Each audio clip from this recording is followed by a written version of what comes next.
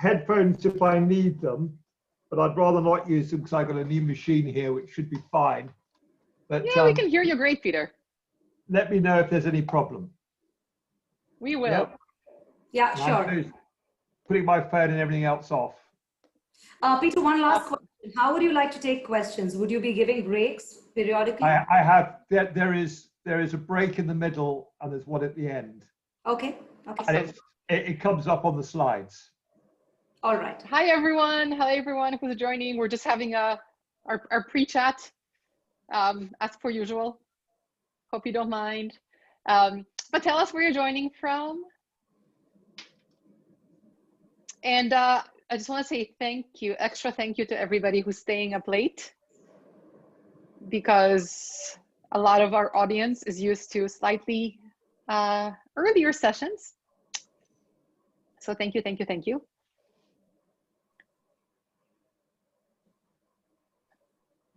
Peter is positioning the flowers. Yeah, hi everyone, as you're joining.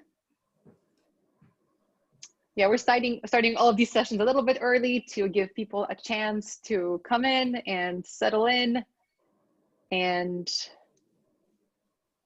hopefully things will work like they are supposed to. Fun anecdote, Zoom emailed me about 5 minutes before the session saying that the link is out in public and that might mean that people will attend. I'm like, yes, that's the whole point. Thanks, Zoom, for being so intelligent.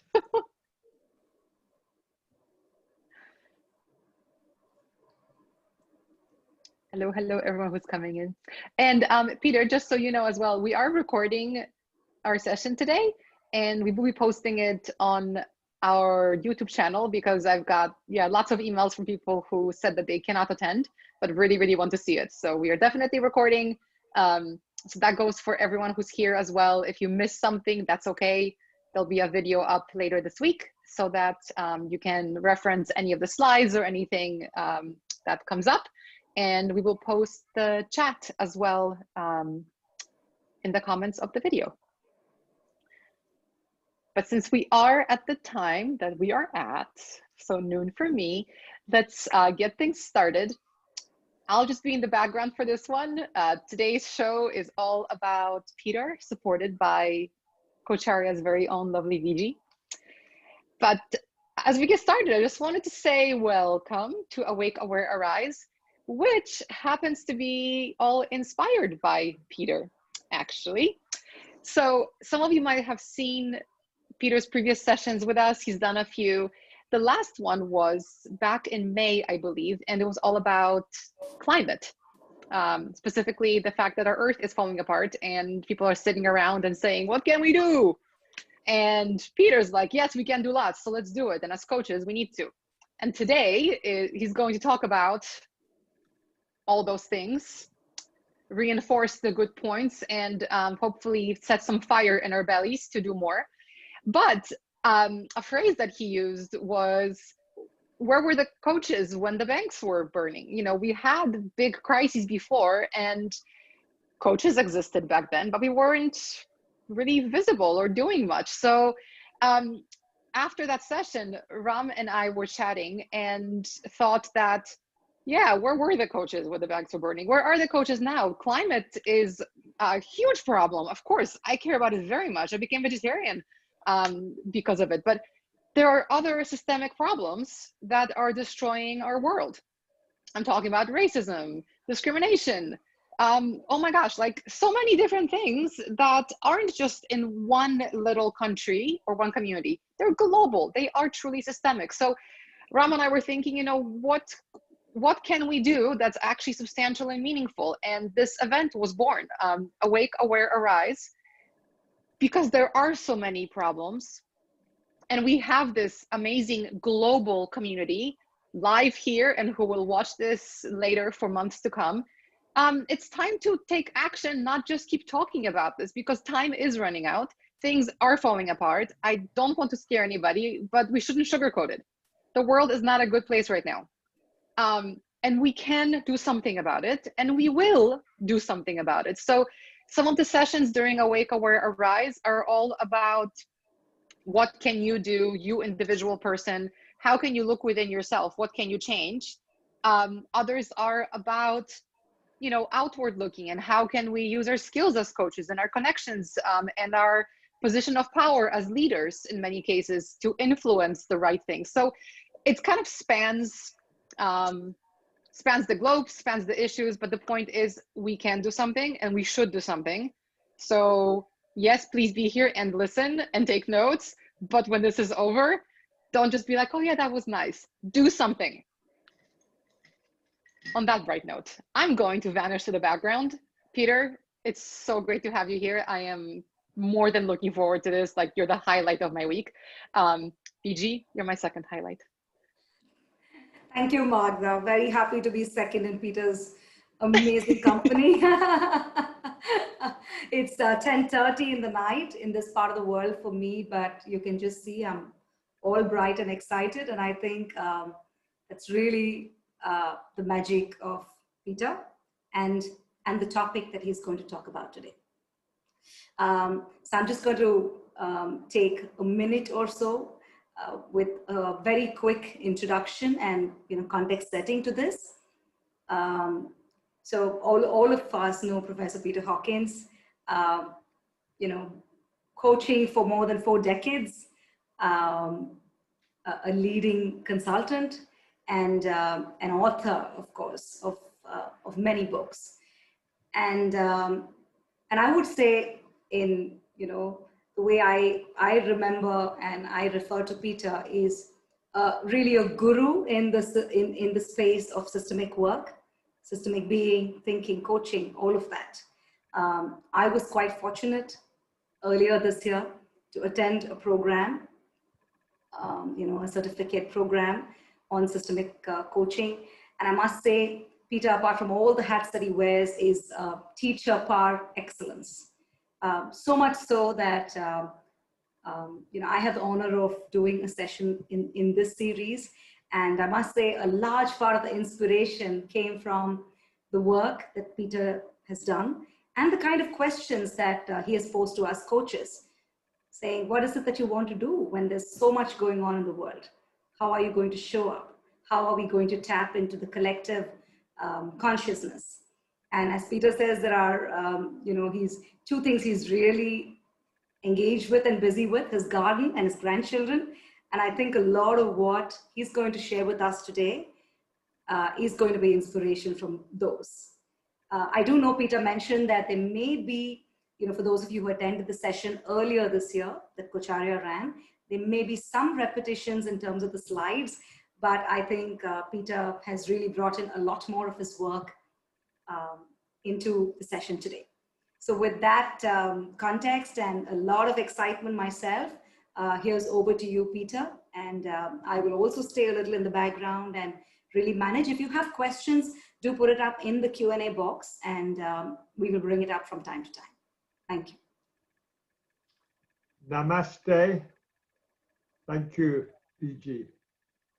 And a big welcome to all of you. It's lovely to see people join us from many parts of the world, from just down the road from where I'm speaking. I'm just outside of Bath, looking over the hills in England. And we've got somebody from Bristol and somebody from Twyford, close to where I was professor at Henley Business School. But we've also got people from Vancouver, one of my favorite cities, from Texas, Virginia, Bangalore, many parts of India. So a big welcome to you all. And I'll share my screen. Come right up to the beginning and get us on full screen. So today, this evening, this morning in America, I always like to say good morning, America, and good evening, India. We're going to talk about ecosystemic coaching. How do we increase the contribution that coaches and coaching can make to the great challenges of our time? And one thing we know is that the challenges are getting bigger, not just year by year, but week by week. And that means that any profession is having to look constantly about how do they step up to making sure that what they're doing is future fit and is making the biggest contribution possible to the changes our world needs. And just recently, and I'll give you my LinkedIn link at the end, but I do regular blogs on LinkedIn, and the last one I wrote was on privilege and pride. And I started that particular blog by saying, when I was young, I thought that if I worked hard, was successful, I would attain privilege, and privilege would buy me freedom. And now, as I enter my 70s, I realize privilege does not buy you freedom. It buys you responsibility. The more privilege you have, the more responsibility you have. And once I realized that, I had to look at the extraordinary amount of privilege I had in my life. The privilege I have from my education, from where I live, the fact that I live in a place that is not suffering incredible fires or drought, the privilege I get from having a family, the privilege I get from the network of connections, the privilege I get from the different trainings and experiences I've had in my life. And each one of these buys me responsibility. And I think that all of us, if we're coaches, have an enormous privilege of having not just intellectual training, but emotional training and personal development, having an extraordinary community of people to work with. And we need to think, how do we utilize that privilege? What do we do? Do we just hold on to that privilege for ourselves, or do we reinvest it in the beneficial differences we can make in the world? So let me begin by welcoming you from whatever country. Perhaps I'll welcome you with some immortal lines from the great Sufi poet Mevlana Jalaluddin Rumi, who said, "Come, come, whomever you are, worshipper, lover, cynic or friend. Ours is not a caravan of despair. Even if you have failed and broken your vows 1,000 times, welcome, welcome, welcome once again." I love that. Even if you have broken your vows 1,000 times, even if you have failed and failed to step up to what you aspire to, and we all have been in sessions with coachees. And I have just come from a big change session with many senior leaders from a large global organization. And immediately I came off the phone, I thought, oh, that's what I should have said. Because I had to leave early to join this talk. And every time, but we need to have compassion for the people we work with and compassion for ourselves. And to realize that every failure is a learning opportunity. And every difficult client is a great teacher. Because every difficult client takes us to our learning edge, where we meet them at their learning edge and there discover what the world of tomorrow needs from both of us.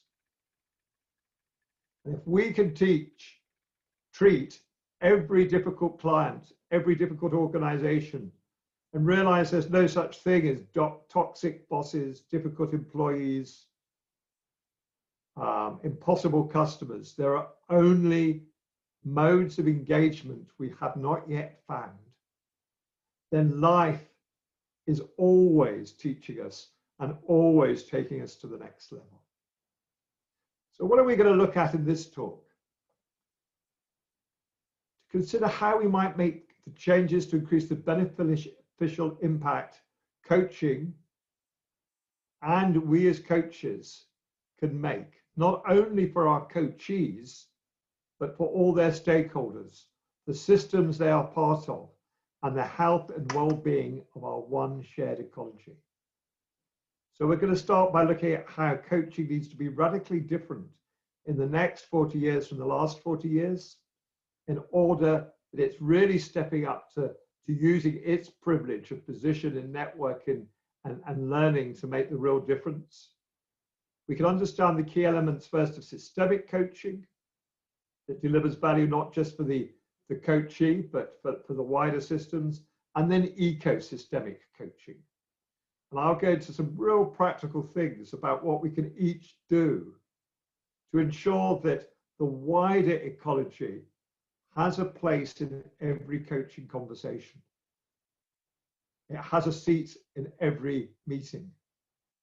That it is part and parcel of what we're all conscious of in every session. And we'll end by helping you think about, so how do you develop your own action plan from this? And what are the commitments just from this 90 minutes that are small commitments that will make a big difference to what you are doing to make a beneficial impact in the world? So some of you have done this with me before, but I always like to start by some sort of visualization that brings the wider world in. So I invite you to sit back in your chair, put your feet firmly on the ground, rest your arms, and then close your eyes. Whether you're listening to this to a live or on recording. With your feet flat on the ground, your seat back in the chair, just feel the support from the chair, from your seat and from your spine, and feel the support from the earth beneath you. The earth that supports all that we do. Feel that energy coming up from the earth, deep in the earth, through the foundations of the building, through any floors beneath you, right up through your feet and through your legs, your groin, your belly, your heart, your throat, your face, your head. Take a deep in-breath through your nose, drawing the energy up, this freely available energy. It's available to us all the time. And tap into that and breathe it out with a big, deep in-breath. Draw the energy down from the skies above you, through the crown chakra of your head. And feel that vibration and energy within you. And then a deep out breath through your mouth, just to let go the air, to send it round the world.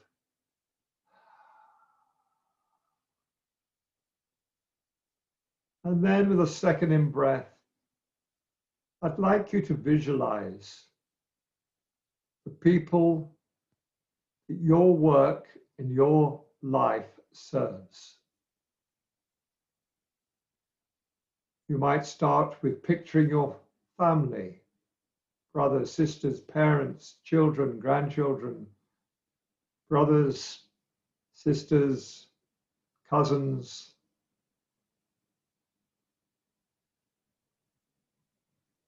Then you might add to that collage your coachees.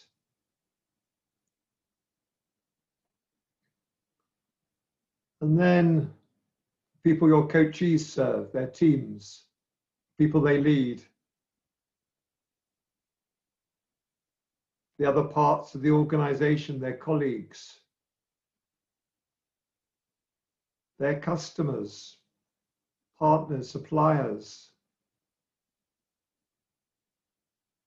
Then further out to the communities where those organizations operate. And most of us coach people from many parts of the world to try and picture some of those different communities that your work ripples out in service of.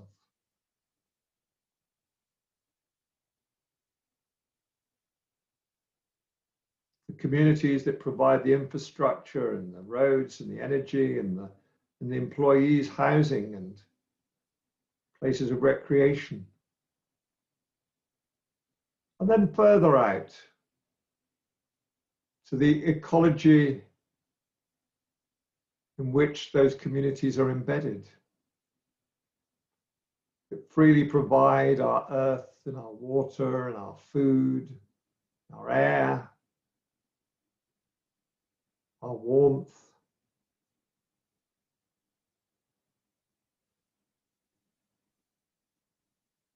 And try and hold that collage of many levels of nested systems and of people who your work serves today.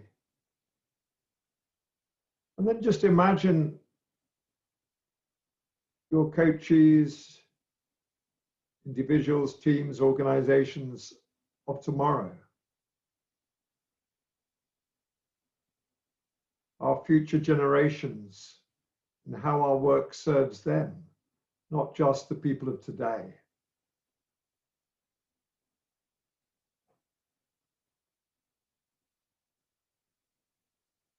So now we are thinking future back and outside in, and I invite you to think of all those people in your collage, your montage of people your work serves, we're here with you today. What's the question they would want you to be asking on their behalf? What is it they would want coaching and your coaching to step up to? What's their future need that's providing the learning edge for you and for our profession?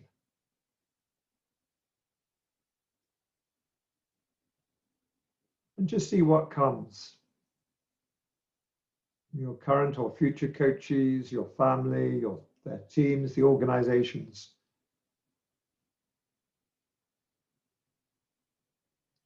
And if you were to say to them, what is the more that is needed from me? What would be their response?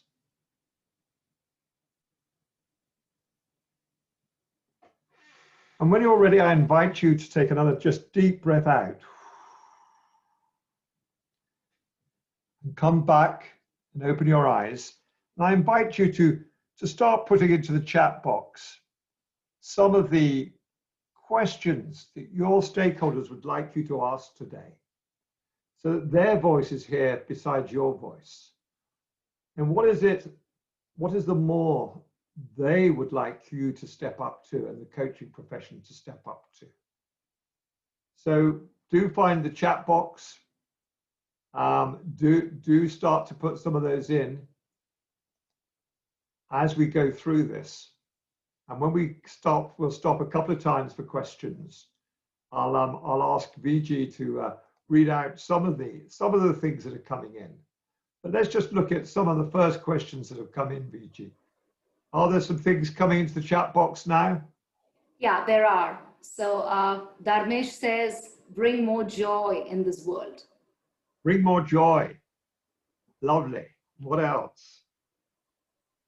What are the stakeholders asking us to address? In what way can you coaches improve the quality of my life? How have you increased the quality of their life? Which then is, what is quality life we need to think about? What is well-being? What is being well? Yeah. Great. Venita Josephs writes, how have you provided support to children during this time? So how do we remember the children? The First Nations people in North America say that in the center of any leadership circle should be the children. Yeah. And actually, wouldn't it be marvelous if there was a spare chair in every boardroom in the world, which had the voice of the next generations, the voice of the children? Lovely. What else came in? There's a lovely point about courage, Tracy, from Tracy. Courage is what is needed from me. Courage. Courage to I wonder, courage to do what? So, Tracy, you might put We that down. won't, you don't need to answer that now, but we will try and address before we finish today, what is the courage that's needed from us? Yeah. And there are one or two more. Hope of a better Yeah. life for them and their stakeholders. And how do they attain their dreams and progress in these troubled times? Right. So let me just reframe. VG, you know that I always reframe. That's part of the important skills of us as coaches. Right. We've got to be careful about how do they fulfill their dreams, because we can all have dreams, but we need to be able to fulfill the collective dream of the earth, not just the human dream, and not just the individual dream of what we each want, but what is needed. So one of the things I will explore in this talk is, and VG will probably remember the moment on her training when I said, I'm not interested in what my clients want. And people were a little shocked. And I have said to many chief executives, I'm not interested in what you want from coaching. I'm only interested in what is needed. Mm. Right? I'm not interested in being on your agenda or my agenda. I'm interested in us being on life's agenda. So I think we have to ask not how do we fulfill individuals' dreams, but what is the anima mundi, the soul of the world, and what is the dream that's longing for? Yeah. That would be a very interesting thing for us to hold through this conversation today. Sure. Keep that as the frame, right? Yes. So what is the next one that came in? Aladi says, what small steps can we take towards normalcy? Towards normalcy. Yeah. Well, here again, you see, I will refrain, because we cannot go back to the normal of yesterday. If we treat everything as a teacher, then we have to say that COVID-19 has been a great teacher. But are we learning the lessons? And COVID-19 isn't asking us, how do you treat me as a problem and get back to where you were? It's saying, how do you learn from COVID-19 the lessons? Because what we don't learn will come even stronger in the next global challenge. And I will try and address what are some of the important lessons of COVID-19. Yeah. And one of them, and I wrote a blog on this, what do we need to learn? It was called, it's still on my website and on LinkedIn, we are all in this together. One of the big lessons from the pandemic is your health is not your own. Your health, what you're doing to look after your health will affect the health of the people around you. You're responsible for their health and they're responsible for your health. And what people do outside the world will affect your health. There's no part of this earth that is not affected by your health or affecting your health. So how do we really use that to shift our consciousness? It's not just our health, it's not our own. Yeah? And yet we're so used to locating health and well-being in individuals and trying to fix it there. We're not yet learning the lesson. Is there one more and then we'll move on? Yeah, there's one more actually, which is a more specific stakeholder question from Beverly. How do I lead my teams through this time? Remote working, uncertainty, etc., while sustaining my own positivity, strength, and well-being? Oh, well, that I will, because it's not coming up in the talk, I will address right now, because it's such, I've been working with many teams right from last December, when I was working with some people in China when pandemic first started.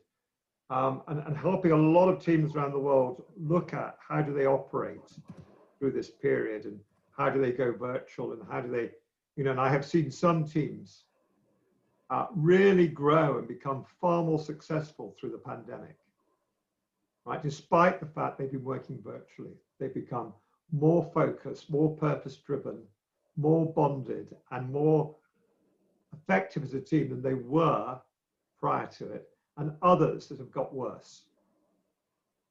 And part of that is, if we are a team leader, and I'm sure there's a few watching this, what we have to realize that the role of the team leader, I would put into 3 steps. It is our job to be looking at future back and outside in, not being sucked down to the operational detail of today. But there's a lovely little book called 3 Horizon Thinking. And the leader has to be able to think in keeping the work of today going, innovating for tomorrow, and what's coming over the horizon. So the job of the leader is to frame the challenges, to say, look, team, these are some of the challenges, not just of today, but of the future that we need to step up to. But the next most important is to say, from the heart, and I need all of your help in working out how we're going to address these challenges. The biggest mistake I made for many years as a leader, and I see most leaders making, is we think that leaders have to come with solutions. The world is too complex. If you come with solutions, there are 2 dangers. One is you cannot see the whole system. The solutions have to be collectively and collaboratively generated. Your job is to frame the challenge, to ask for help with humility from your heart, and then orchestrate how people can help address those challenges. The second problem, if the solutions come from you, the team will not own them. There's a lovely phrase which goes, people do not resist change, they resist being changed. If people do not co-create the response, they will not own it, and they will not feel part of it. So I think that, in a nutshell, is a very important shift in how we think about leadership. And thank you, Vijay. That's been really helpful. And we'll come back to keep putting questions into the chat box as we go through, and we will stop. So for some of you who are with us in May, this is a little bit of a resume, but I'm going to set a whole new context for it. In May, I talked about all we've achieved in coaching in the 40 years that I've been involved. I think I looked up recently, my first coachee was 1978. When executive coaching was just beginning. And we've just achieved so much in those 40 years in taking leadership development out of the classroom, personalizing it, making it about current challenges, not just about historic case studies, by personalizing it and realizing that leadership is as much about EQ and about, as I talk about, WeQ, collaborative intelligence, as it is about IQ. And we made an enormous contribution to absolutely transforming management and leadership development. And we've taken coaching into organizations to develop internal coaching communities and managers as coaches. But a lot of what we've developed in the last 40 years is not going to address the issues of the next 40 years. A lot of what we were doing in those 40 years can now be done by the managers and leaders themselves. And internal, experienced, trained coaches and external coaches need to move on to where the new added value is. And that's what we're going to explore. And part of that is that, and there's a little video on our website, right, with Giles Hutchins, who's written some very interesting books, and I talk about what is the many challenges our world is facing. And all of these, I would say, are much bigger than the current pandemic. And what's more, all 7 of these are interconnected. By far, probably the biggest is the climate emergency, because this will affect our economy and our personal health far more than coronavirus has to date, much, much more, and is already, through people suffering from air quality, people suffering from sea level rise, people suffering from pollution. It does, there's a lovely book by a Canadian writer called This Changes Everything. And that's one of the things that makes the climate emergency probably the most important. But it's interconnected and affected by all the others. Air, sea, and soil degradation. The loss of topsoil means that the food crisis in the world will get much bigger unless we address soil degradation. Air pollution. We have many cities around the world that are way beyond what the World Health Authority say is safe air for people to survive in, let alone other species. The loss of biodiversity. The fact that we have had the biggest extinction of other animals on this earth ever, and many of the others are now totally dependent upon what human beings do, means that we are depleting the variety in our ecosystems. And that is connected to the fact that we have monoculture that is burning down forests which are rich in biodiversity to replace them with great tracts of grazing land and beef pasture. And this notion of control. The fact that we believe, and you'll hear it in all the language around coronavirus, how do we control this very small living creature that's causing human beings to be ill?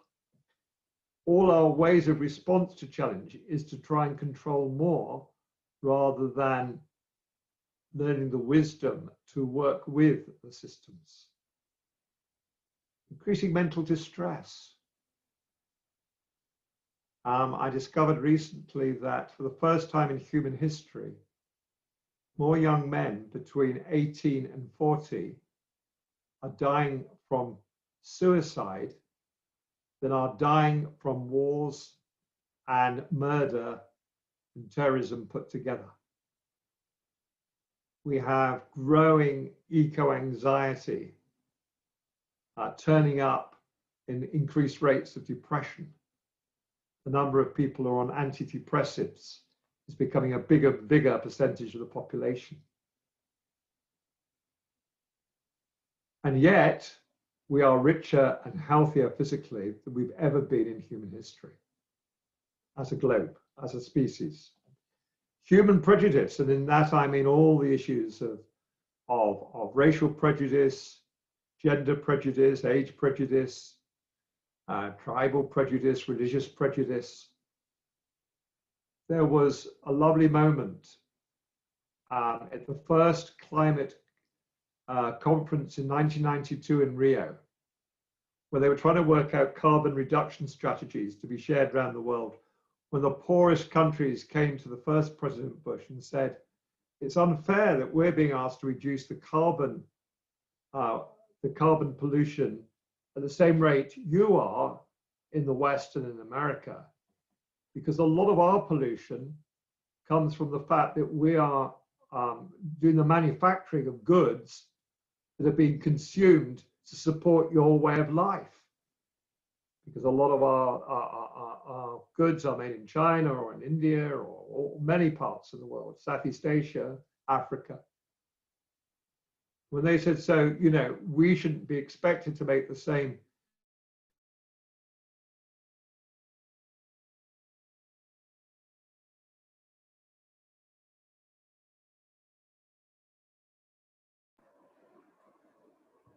Peter, I'm not sure if it's me, but I'm not able to hear you.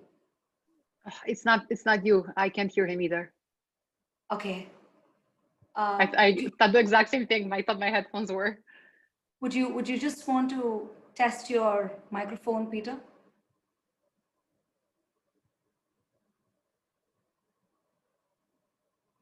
Wonder what happened.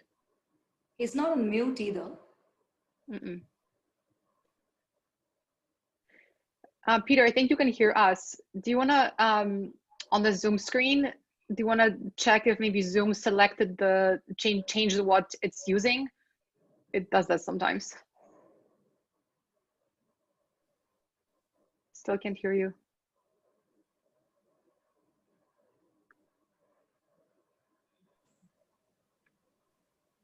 Let's see if that does it. There we go. Yes, hello, hello, hello. We can hear you. Yes, Peter, can you hear us? Yeah, that works, does it? Oh, yeah, Yes, that's that's Great. Thank you. Thank you for letting me know. You can all hear my voice now. yes, we can. And let Yes. me go back to sharing screen. You're all good. Right. Oh, here we go. So I was just talking about the poorer countries coming to President Bush and saying, look, a lot of our pollution is created from building the products to support your way of life. And President Bush's response was, the American way of life is not up for negotiation. And I think that just captures how widening inequality globally and within countries, which is greater inequality than we've ever had in human history, and human prejudice and non-understanding play into all of the other issues.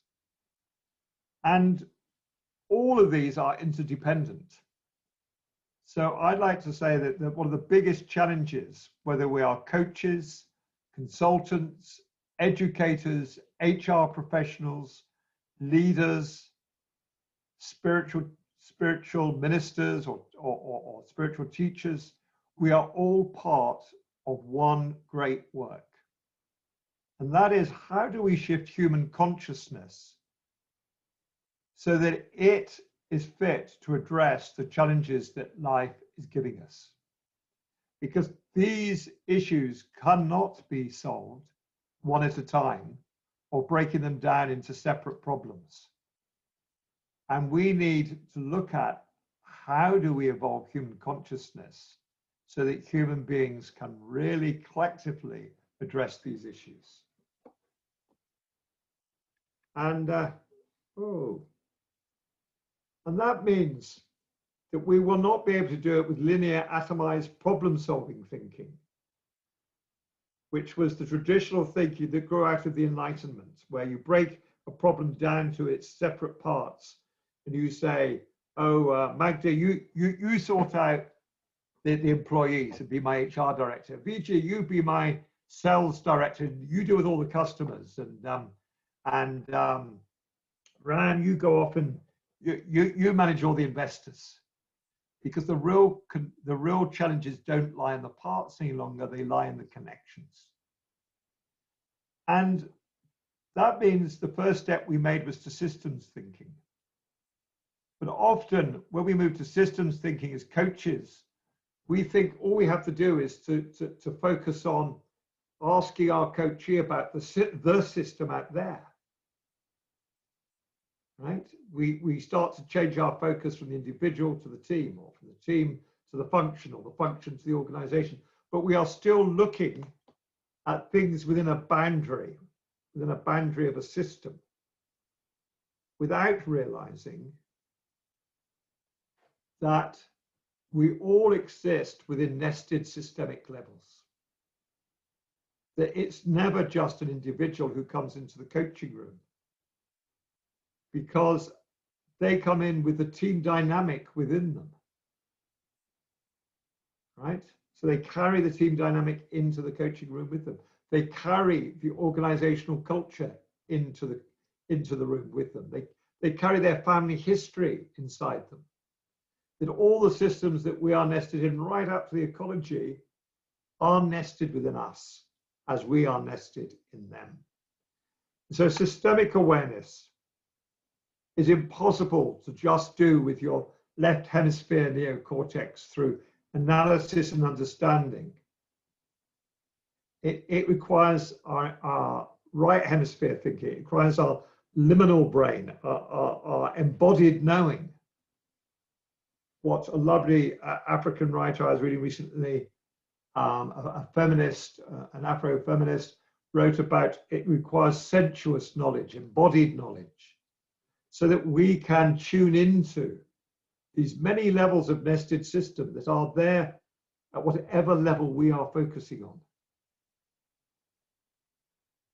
And we can see the patterns that are playing out between the levels of system, not just within them. And then finally, how do we shift consciousness so that we can realize we cannot solve the ecological issues as a species? We have to learn with and work in partnership with the wider ecology in order to move forward, not try and control and manage it.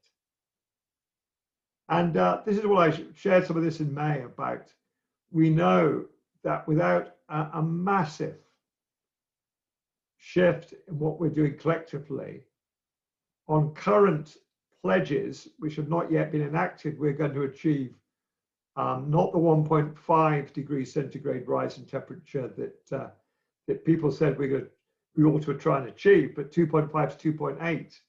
If we go on what the countries of the world are doing currently, we're going to be up to 3 degrees centigrade rise. And if we don't start to act more profoundly, we could end up hitting 4 degrees. It's worthwhile finding out what the global consequences of 4 degrees are. We are talking about, at that level, ecological collapse, not just polluted cities and sea level rises.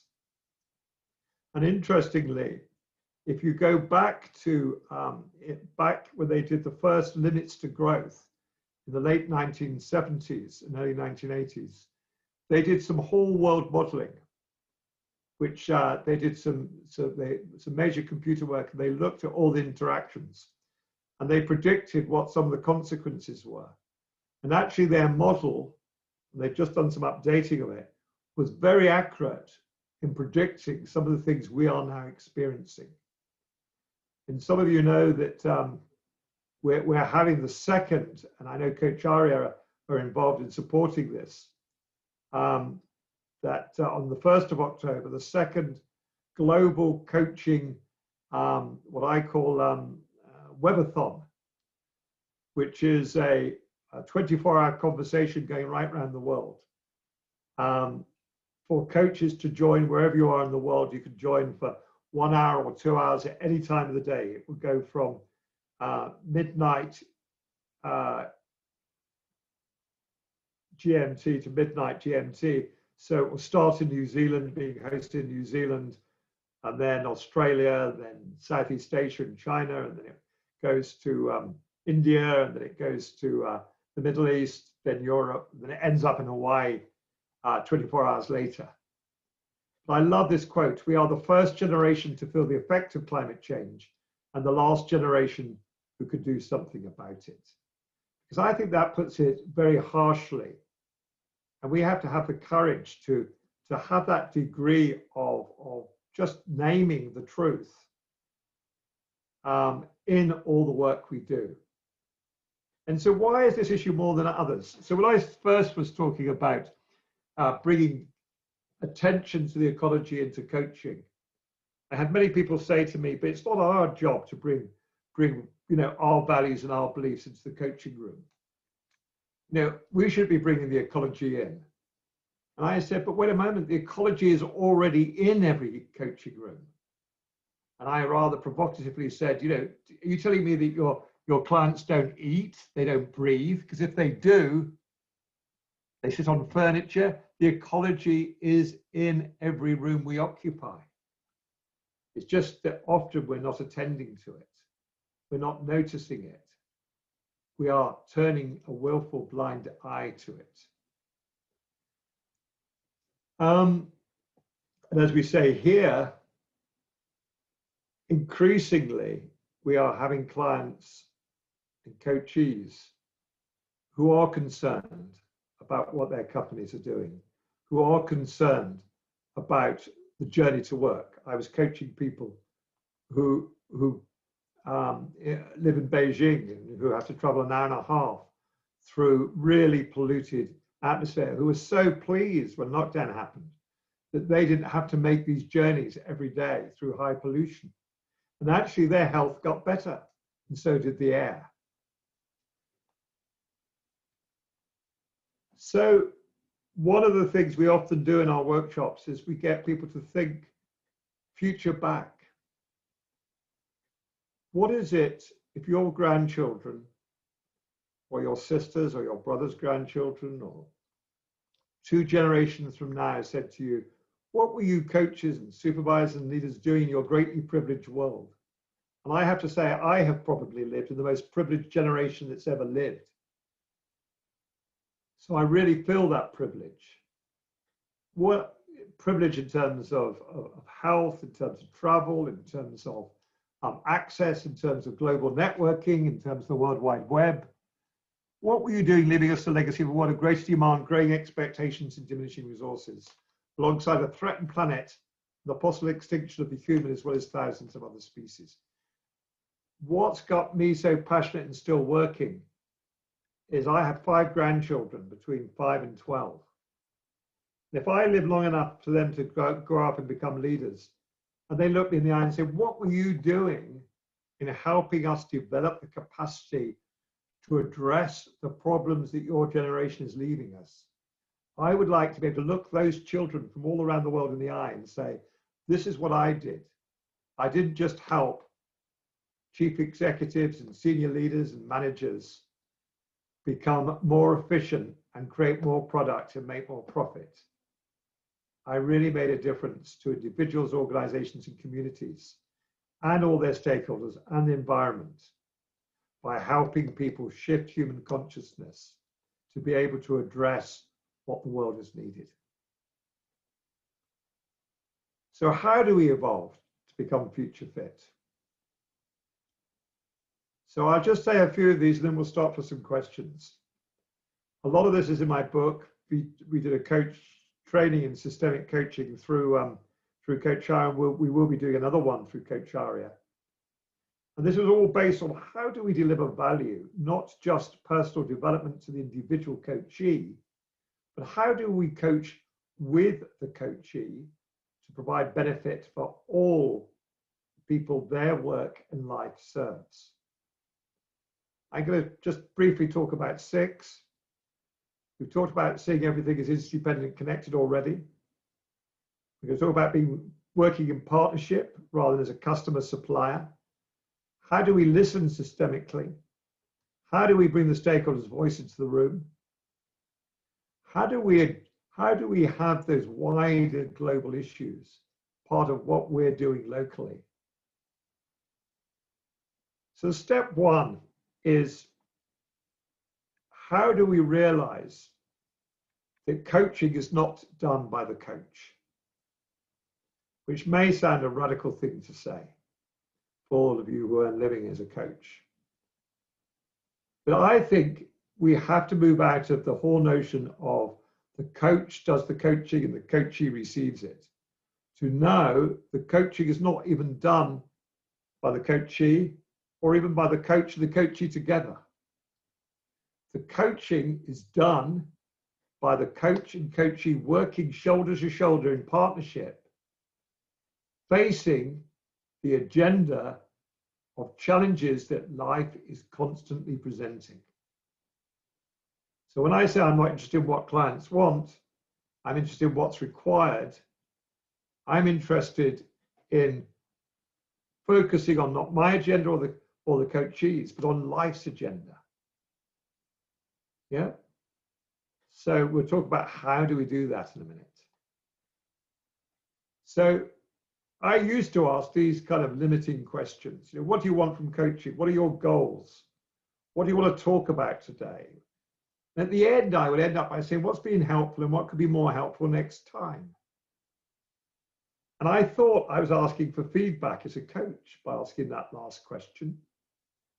VG will remember when I said this on the training, I said, you know, after many years, I realized I wasn't asking for feedback. I was asking for reassurance, because that's what my coaches gave me. Oh yes, this has been very helpful. I'm sure, you know, it'd be, you know, more of the same. So I wasn't asking for feedback, but what else was I doing?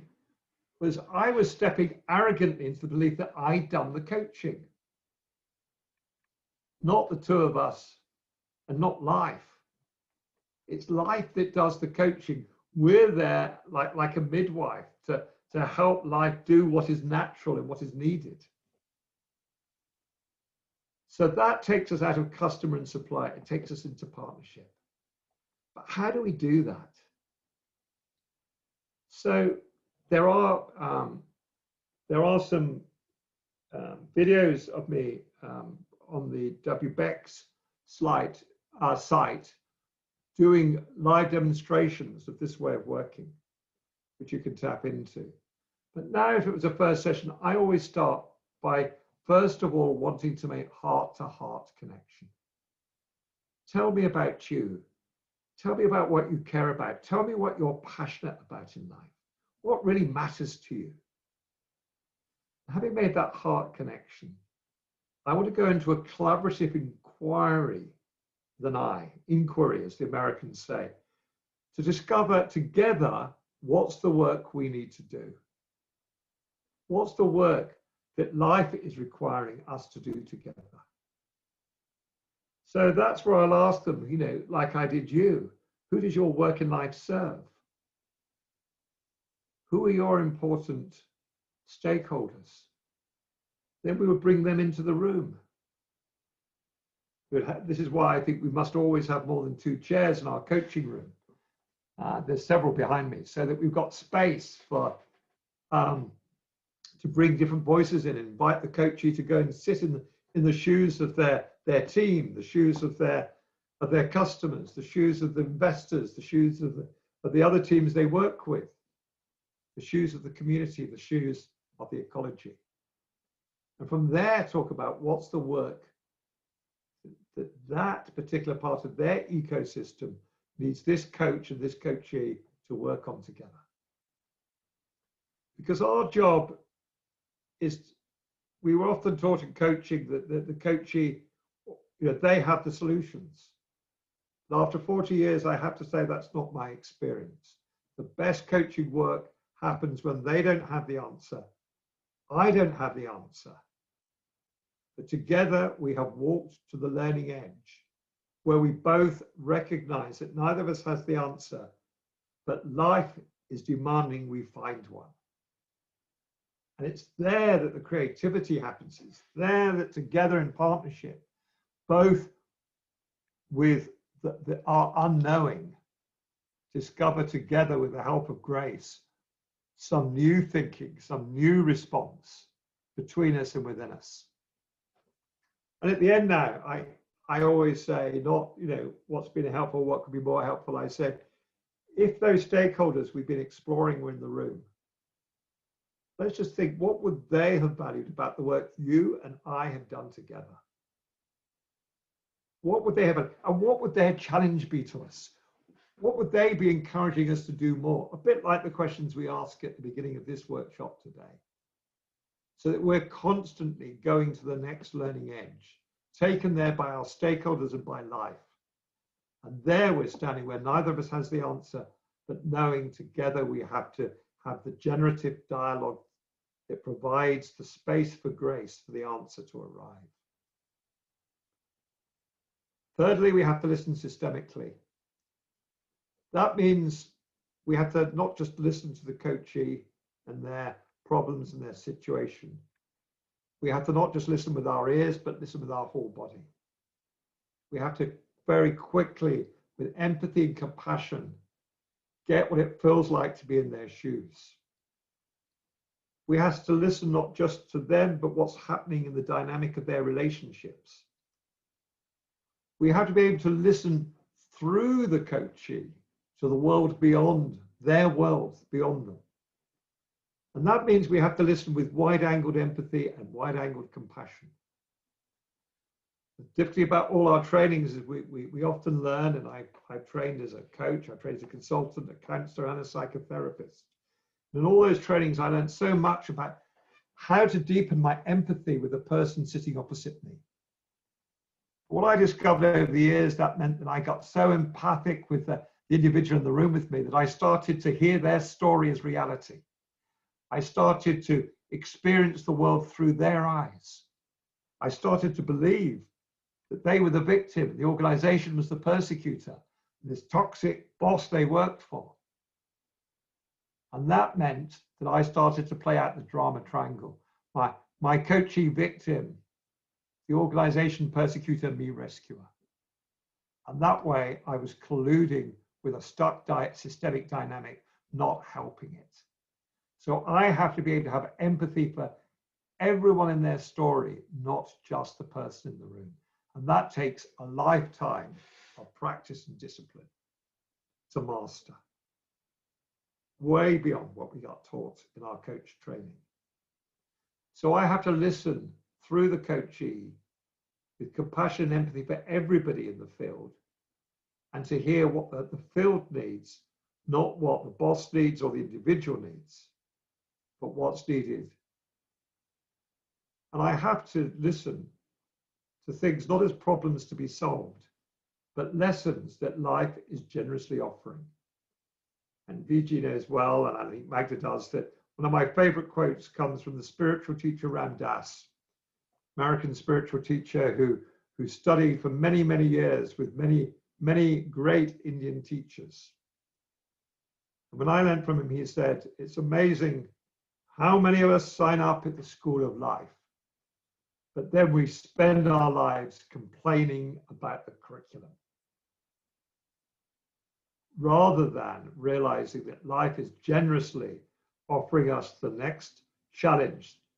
So every difficult client is our next teacher. Every difficult organizational culture is our next teacher. And every pandemic and world crisis is our teacher. And if we can hold that, then we don't get overwhelmed. We get excited about the next challenge. So we need to listen through the individual to all the levels that arrive inside the individual and through the individual. And we need to find techniques, and we talk a lot about these in the book I did with Eve Turner, about how do we bring those stakeholders in. I've talked about using empty chairs, how I use those in team meetings and in boardrooms, where we have chairs for future generations, for the ecology, for the investors, the employees, the customers. We get members of the board to go and sit in them and speak from that perspective. We need to learn to never locate the problem or the challenge in an individual, but always in a relationship or a connection. Never relate it in the system or the board, but always. So I often, I don't know if you remember this bit, VG, that there's a lovely moment in your training where people said, but the people I coach, they don't have the influence or the power. They can't make those changes. And I said, when people say to me, whatever level they are in the organization, we can't do that in our organization, I just use a one-word intervention. When they say we can't do that in an organization, I say yet, which takes it from powerlessness to actually there's a challenge there's a mode of engagement we haven't yet found together. There's nothing we cannot influence. And the other big thing that we use a lot is fast forward rehearsals. I often say the road to hell is paved with good intentions, aha moments and action plans. It's important we do not end with just people going away with a cerebral action plan. It's our job to take it from, this is where we get insight, but change is always embodied. So in every coaching session I do, I always move when they say, oh, right, yes, now I'll think about that. And I think I need to have a good new conversation with my boss. I'll say, Let's do that conversation right now. Don't tell me about what you're going to do, show me. Imagine your boss is sitting right next to me here. Show me how you're going to walk into the room. Show me how you're going to start that conversation. Because now I'm helping them move from good intention here to embodied change. And then we might rehearse it several times until they found their way of saying that in a way that will make a difference. So let's hear some of the questions before I then go on about what we can do, particularly about the ecological. VG, what questions are coming in? I don't know. I'm sensing, Peter, everyone's just taking in so much of all what you've said, because I remember, some of this you shared. I think it moves you to a highly reflective space. I did see one or two comments about Sir Ken Robinson. There was one bit of feedback from Dharmesh, who says that, in the context of your example, he's mentioned about how, emissions and global warming has really been slowed down by the virus.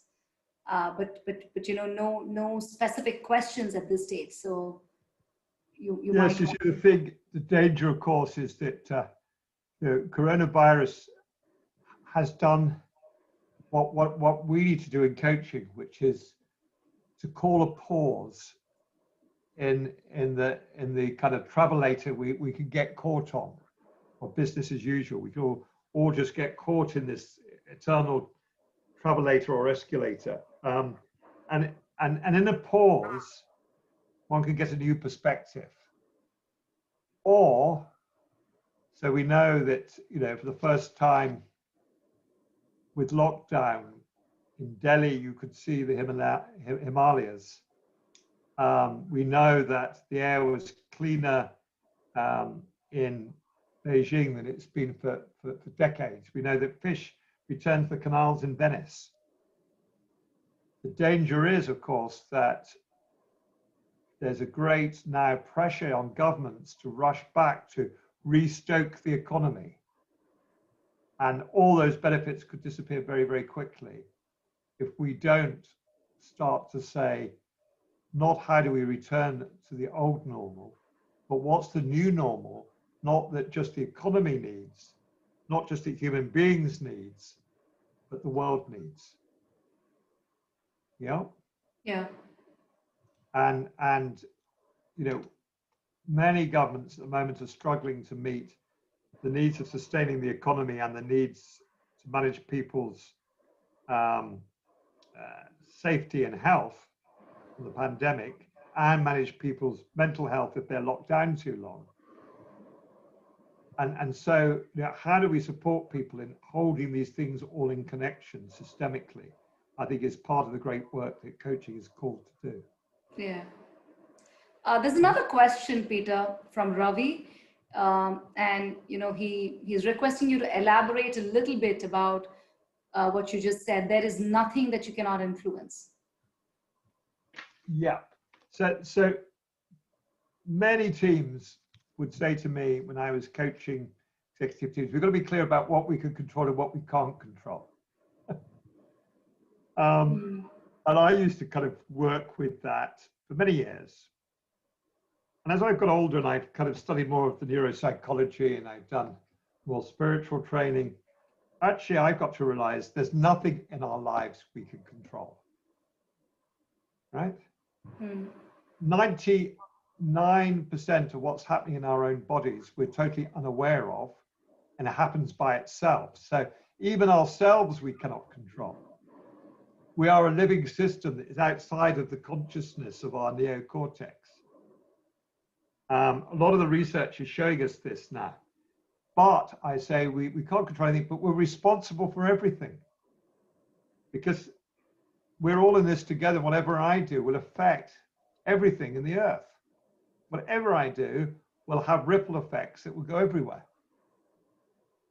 So if we can really embrace the fact that we control nothing but are responsible for everything, I think a much more practical thing to ask is, what is it we can change by ourselves, which is relatively little, what can we change with others, and who do we need to have around the table to change it, which is the second bucket, if you like. And the third is, what can we influence others to change? And I would suggest to you that everything is in one of those three. Yeah. I don't know if BG, you can think of anything that isn't in either something I can change by myself, I can change by others if I get the right people working with me, or I can influence others to change. Okay. My challenge would be to the people on the call is, if you think there's something that can't be addressed in one of those three buckets, put it in the chat box, and we'll explore it. Yeah. So there's another question. Would you have time to take that now, Peter? Yes, because I think I also going to need to put the light on because it's getting dark, and I realized my light isn't plugged in. Yeah, I saw that too. Your background suddenly had become a little dark. So let me just plug this in while you're giving me that question. Okay, so can I just read out the question? Yes, do. Okay, so this is from Vinitha.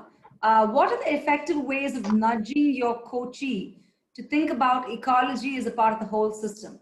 If someone has really in line of this thinking, like humans and plants exchange energies and necessarily coexist. Right. So I think that's a lovely segue to where we're going next.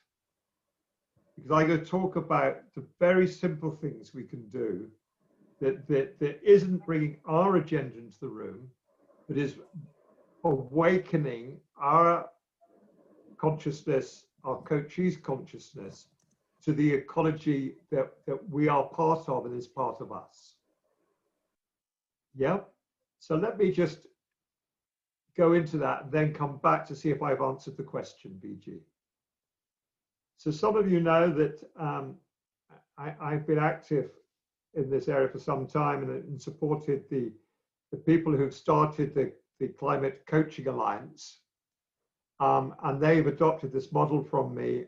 It's on the website, climatecoachingalliance.org, where we talk about the first thing we need to do is our own work.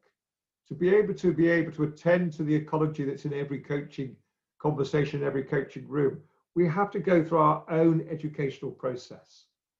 And hopefully very soon we will be much more focused on in every primary coach training. First of all, we have to start in the light green there with being eco-curious. Actually, the first thing is to be interested in, well, what is happening in that wider world? Not just the world in our four walls or locally. To go out and become eco-informed. To become eco-aware is to actually notice how is it impacting on me, inside me? What's the inner work of change I have to do in order to be able to address it externally? Then what are the skills I need to appropriately address it and attend to it in the coaching room? And then how do I address it beyond the coaching room? How can I play a bigger role? And I'll address all of these kind of very briefly. But we'll let you have the slides. That tells you the 5 stages. And I think this is, if you like, the inner curriculum we've all got to do. And it's not a linear curriculum. You know, I'm constantly having to go around these 5 stages myself. Keep up my eco-curiosity, find out more, look at how it's changing constantly, look at the science, do my own emotional work, learn new skills, go out and find the coaches who are doing the really innovative work in this area, and look at how I can adapt those and use them in my own coaching work.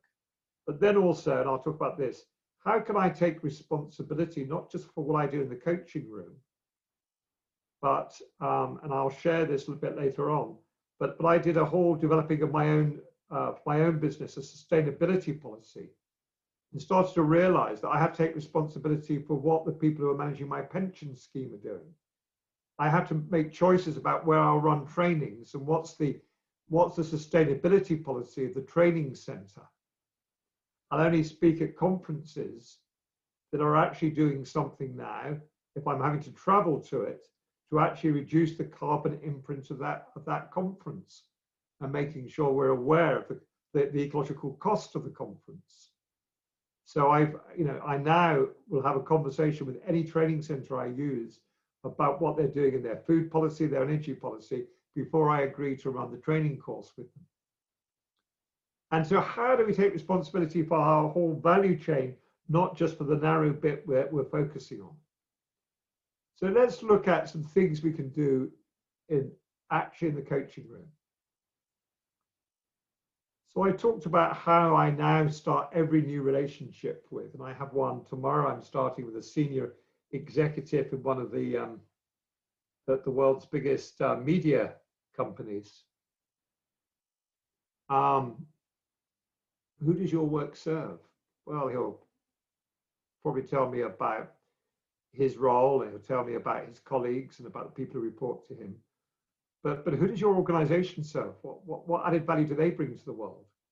And what is it you can be doing, and we can be doing the coaching to increase the beneficial value you bring to the organization, which brings the beneficial value, increases the beneficial value your organization gives to the world.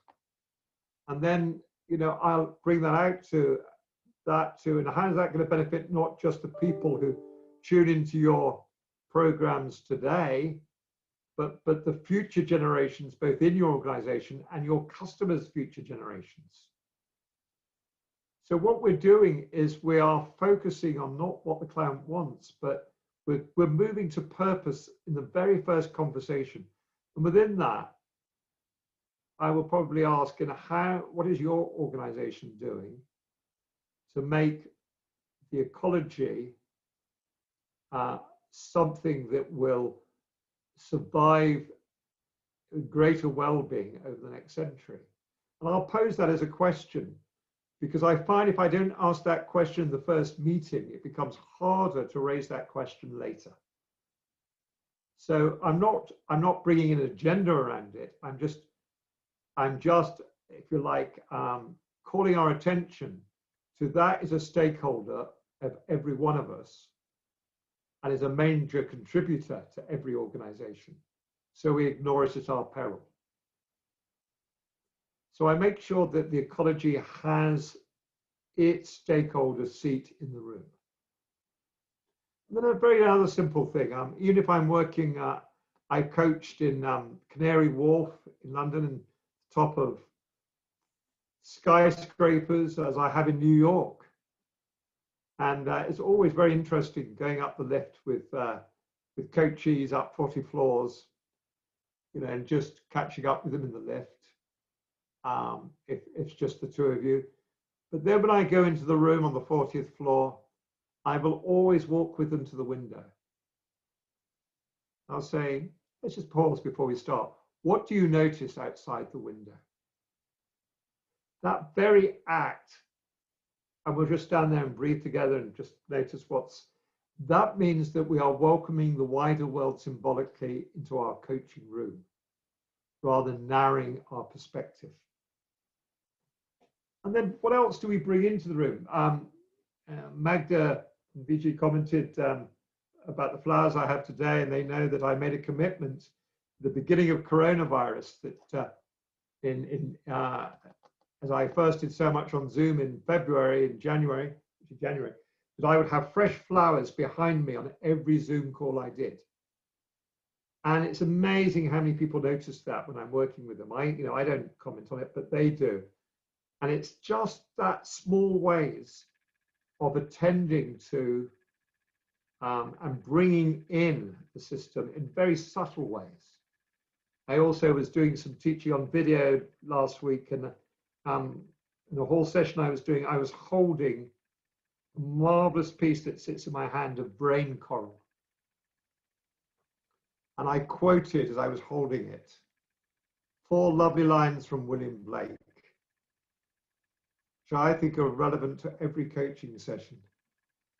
To see the world in a grain of sand and heaven in a wild flower to hold eternity, so to hold infinity in the palm of your hand and eternity in 1 hour. Do look up those lines. They're such beautiful lines from Blake. And it's that we're having to do in the coaching room. We're having to see in the grain of sand how the bigger issues are holographically in that small problem.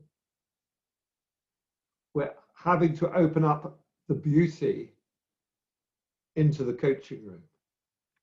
We're having to see the whole world situation through the lens of the particular in each coaching session. And I'll go to number 7. I was supervising a very experienced coach who works a lot in the media. And she said, look, when lockdown happened, my poor coachees who are senior executives in press and media and advertising, that they're working more hours than ever because they're having to work from home, they're having to manage Zoom meetings all day, they're having to manage their team through all this change. They've got children at home who are having to be home educated, and they're just pressure. And I have my eldest son who's 42 also works in the media and has a wife with a very, very full-time job and 3 children. So I knew about this from my own family.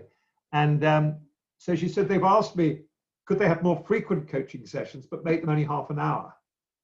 She said, and then they said to me, could we do it where we're both walking? Because I don't have a chance to get enough steps in a day. So could we do our coaching walking along with both of us on mobile phones with earpieces? So she did that. And she said, but what happens is that they're starting to walk faster and faster and faster, and get out of breath, and the whole session feels a rush and pressure. What can we do about it? And we explored that for a while. And what we came to, which we then put into practice, was that halfway through every coaching session, when they were walking and getting faster and faster, she would just say, pause. Wherever you are, and I'll pause too. Let's just both pause at this moment. And we can do this right now on this call.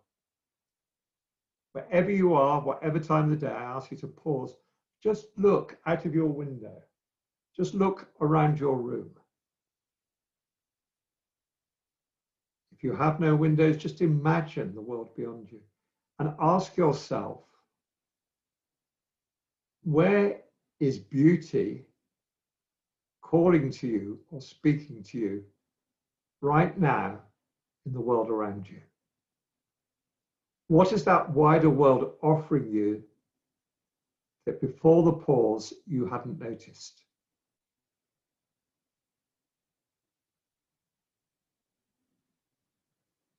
So I just invite you just to do that for yourself right now.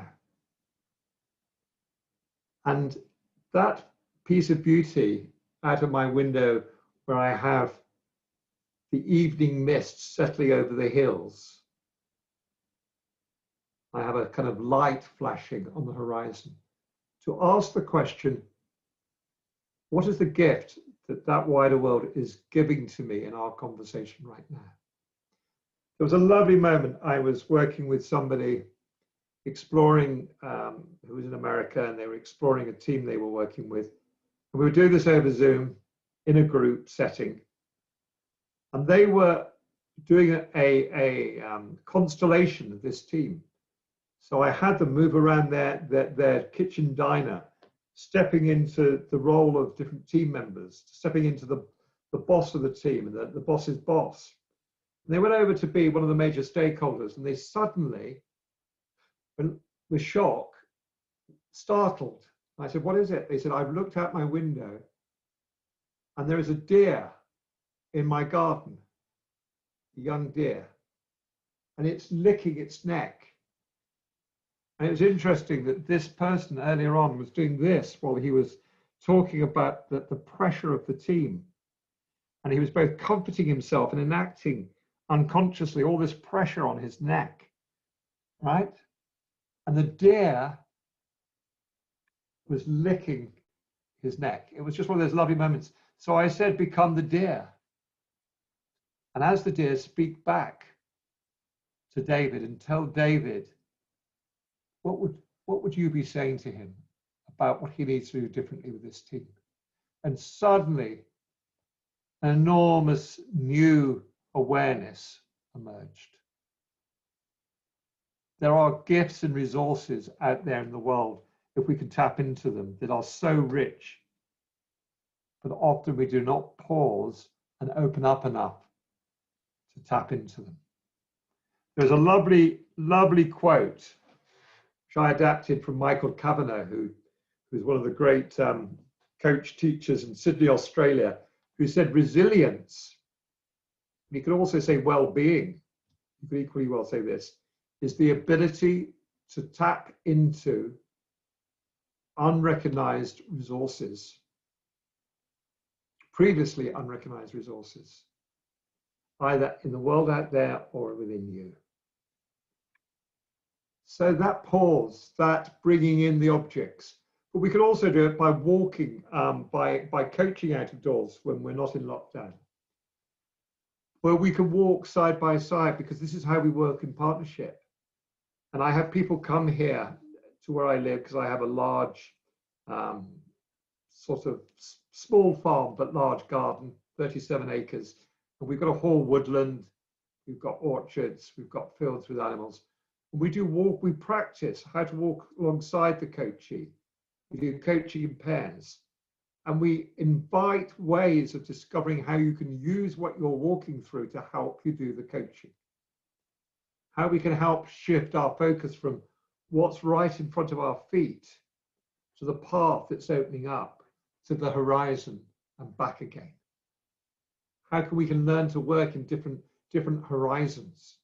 How do we use what surprisingly turns up on the walk as part of life, not just presenting challenges to us, but presenting resources to us to face those challenges? So we're using the trees, we're using what's around to actually be doing the coaching as much as we are. So the ecology is not just a problem on the agenda, it's doing the coaching as well as being part of what we're focusing on.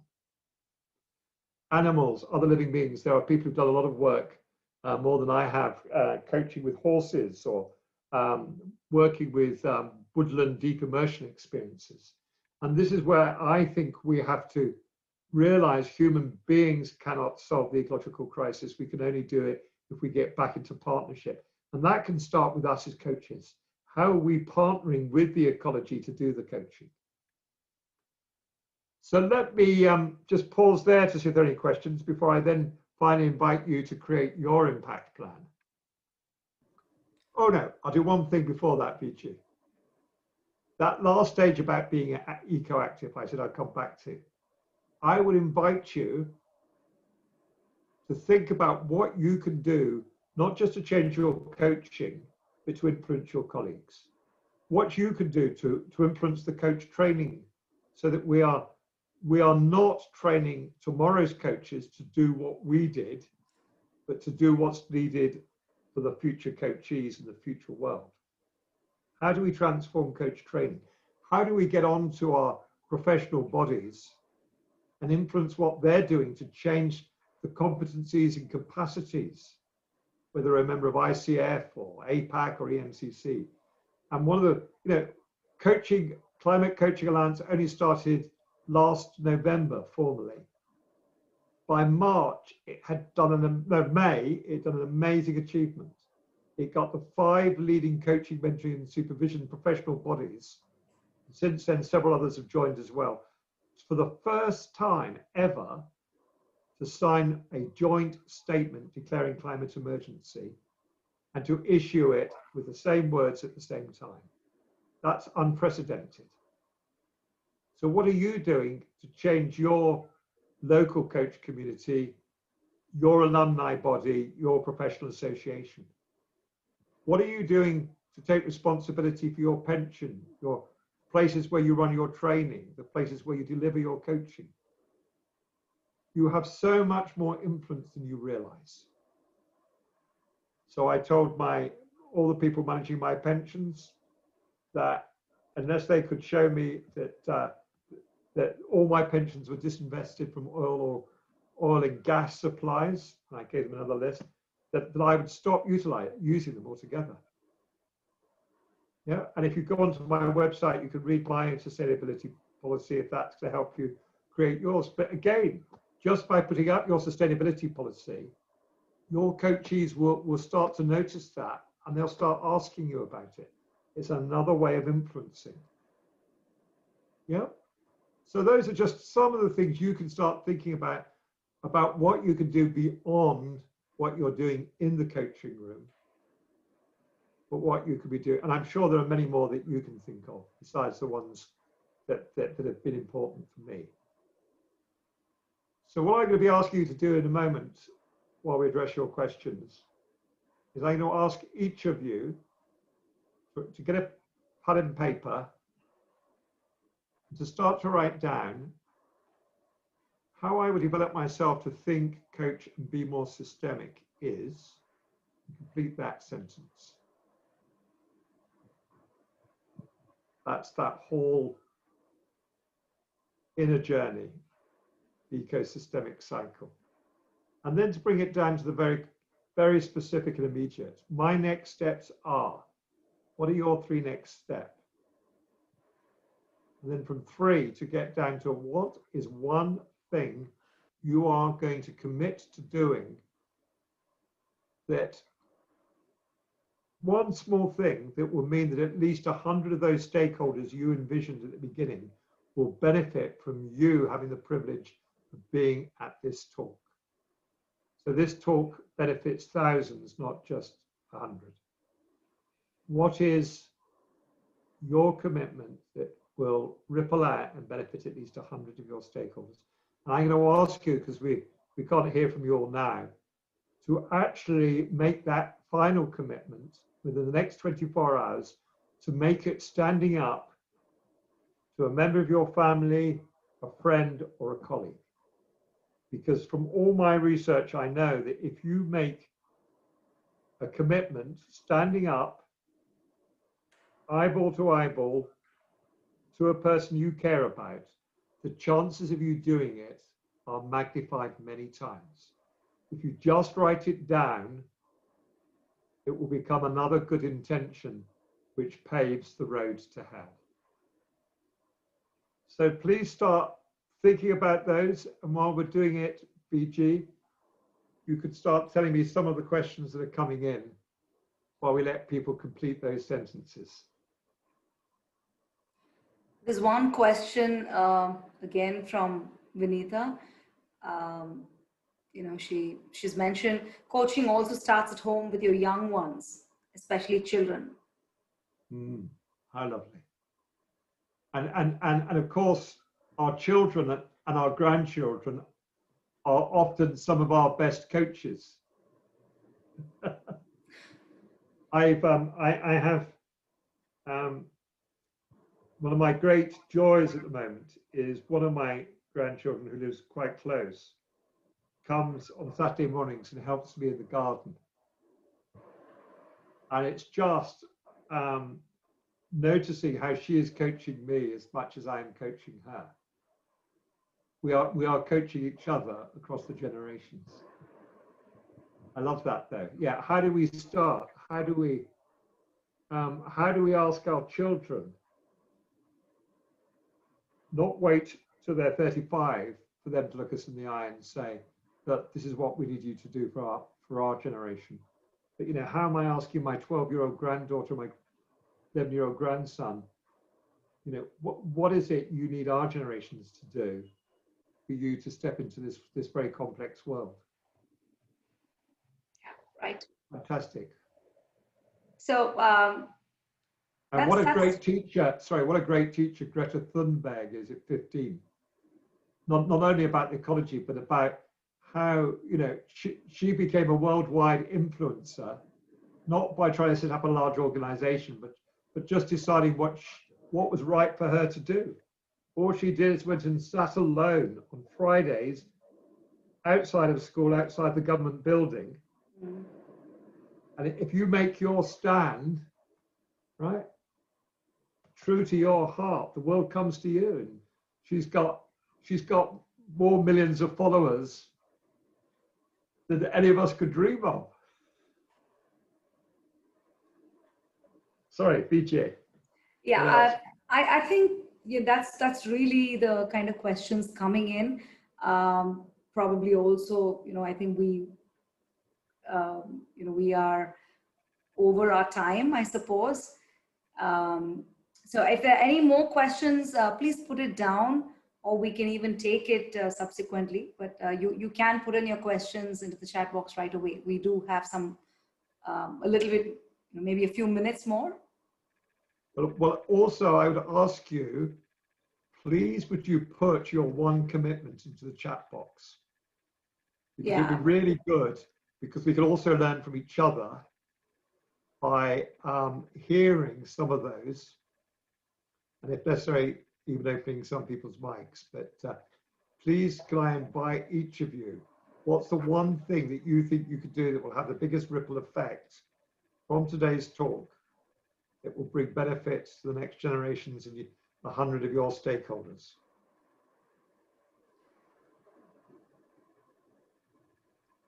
And perhaps, BJ, as they come in, you could read some of them out, and that will encourage others. Yes, I will do that.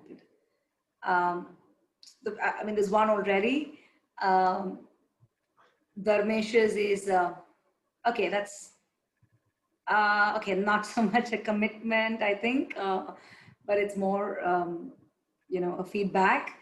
Humble with Peter's greatness and broad thinking, and commitment to change the planet for the future generations. Thank you, Dharmesh. It would be lovely to, if you'd like to share your commitment as well. Yeah, because it's not me that's going to change the planet. It's all of us. My job is to encourage each of you to magnify what you're all doing.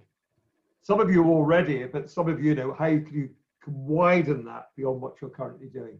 But what's the one simple step that you could actually commit to that will have the biggest ripple effect? So there's this one from Gail. I hope I'm pronouncing the name correctly. To bring more systemic ecology into the room. And Magda says, I will use the platform that we have at Kocharya to communicate and motivate. More power to you, Magda. Vinita's is weave in conversation of ecology in at least one conversation every day. Beautiful. That's great. I love that specificness. Yeah. Because that's something we know we're doing or not doing.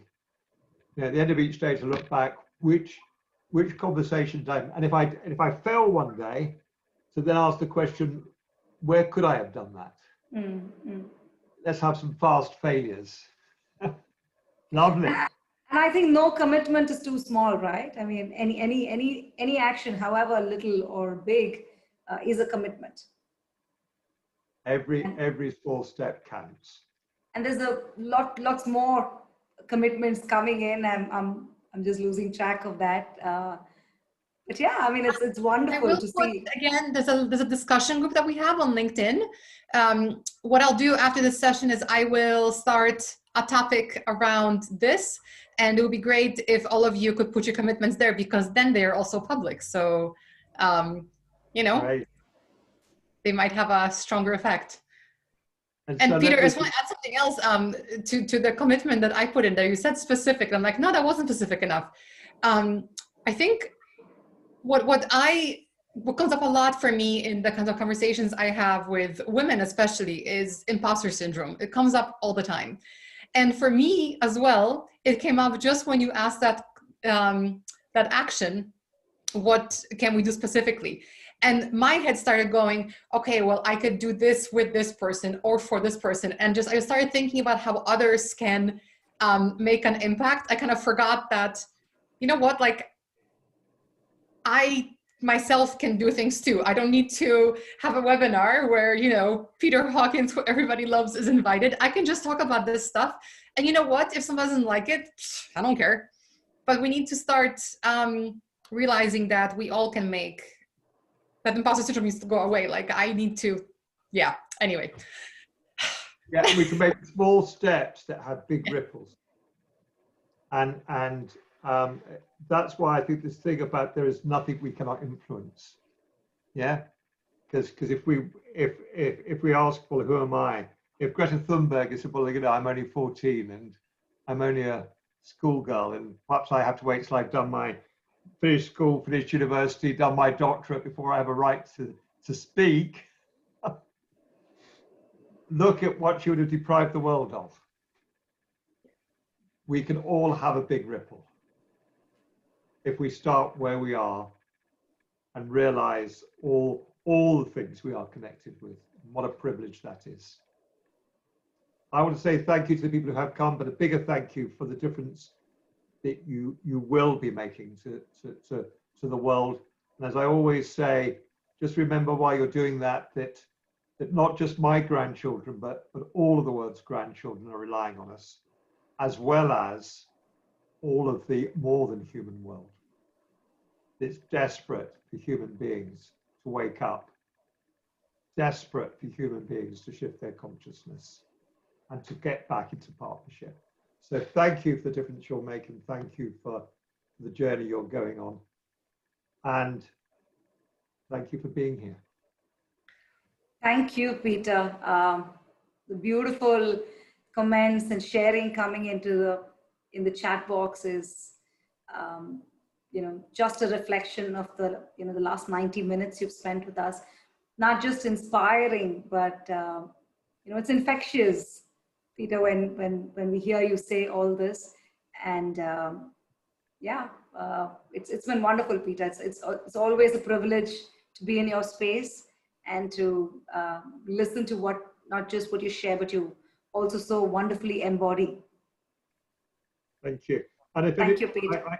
You mentioned it earlier, I'm giving a very different talk on October the 3rd. So do let people know about it through ICF Italia. Yeah. Which is going to be on the place of beauty in coaching. So if you are really interested in how you can not only see beauty in the midst of the difficulties, but do the beautiful and be the beautiful in coaching, do join me again to explore beauty in coaching on October the 3rd. It's on my website, and perhaps you could put it on yours as well, Magda. Yeah, I will add it onto our LinkedIn page as well, so everyone can get notified. So there will be a lot of poetry, and there'll be a lot of very practical things about how we let more beauty. We all need it. We all need it to help us meet these challenges. Thank you. Thank you so much, friend. Thank you so much, Peter. I can't wait to see your next session. As usual, you're always an inspiration. Thank you to everyone who has attended live, and to all of you who are watching this now, the recording. We'll also make it into a podcast, but I'm thinking that's not going to work too well because the slides were so great. So most likely you're seeing this on YouTube. But anyway, thank you so much for attending. Awake, Aware, Arise. We are here tomorrow again with 3 sessions. So I hope that you can join us. And Peter, see you next time. Thank you very much. Thank you, Peter, and namaste. Namaste.